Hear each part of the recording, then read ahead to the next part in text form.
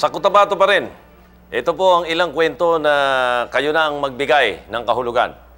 Alam ba ninyong iyang Mount Parker pala ipinangalan sa isang pilotong ang sinasakyang eroplano ay bumagsak sa bundok na yon? Parang morbid, ano?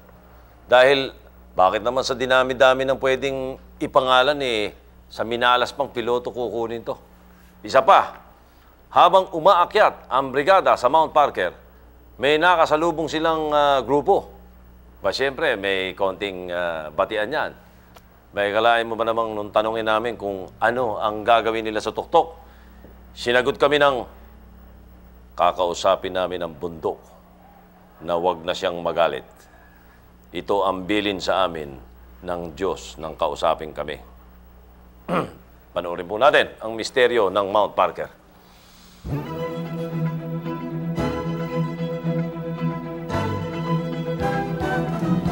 Philippine Army Reservists are still continuing scoring the areas for more possible dead bodies to be recovered. Masakit. Napakasakit dahil marami sila. Buti kong isa lang. Down in the depth of that lake is a new world.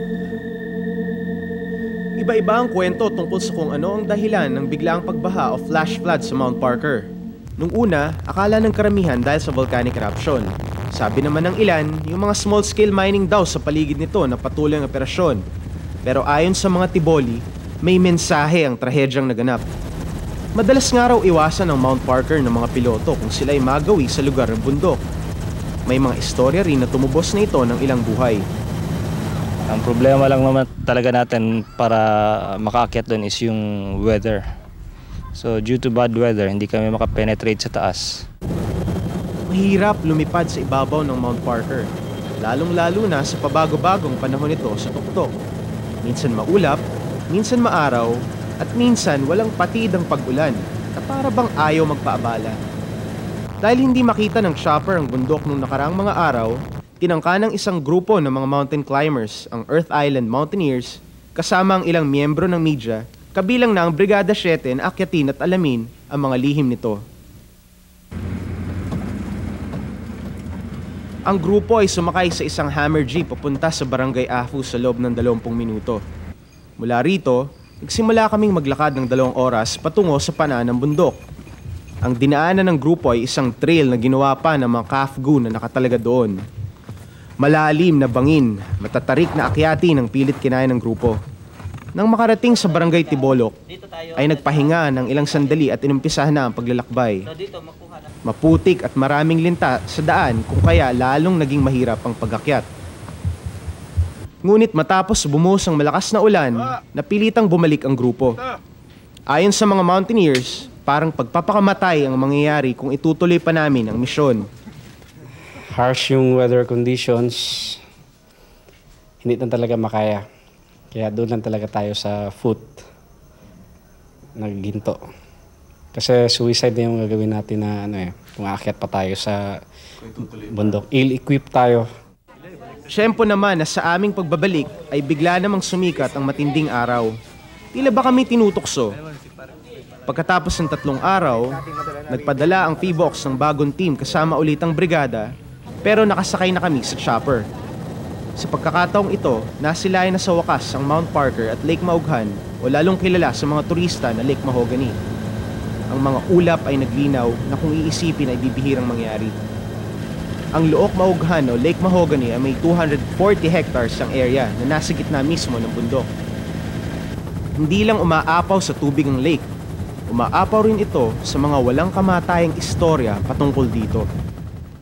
Ayon sa kasaysayan, ang Mount Parker ay pumutok na noong taong 1614 ay kinamatay ng halos lahat ng mga Tiboli.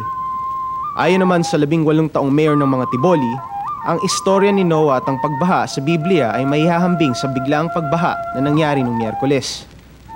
Para sa dating mayor ng mga Tiboli, ang Lake Maughan ay isang sagradong lugar para sa kanilang tribo simula pa noon.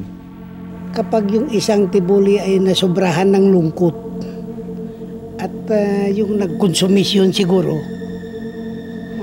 the last that a man or a woman or a family can do is to jump down into that lake. Because down in the depth of that lake is a new world.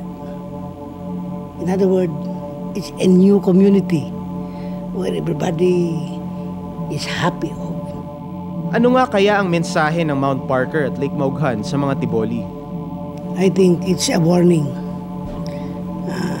that lake should be remembered. At para sa mga Tiboli, ang trahedyang ito ay magsisilbing isang mapait at matinding paalaala na hindi kailanman maaanod sa kanilang mga isipan. Mula dito sa South Cotabato City, para sa Brigada 7, to si Jay Taruk, reporting.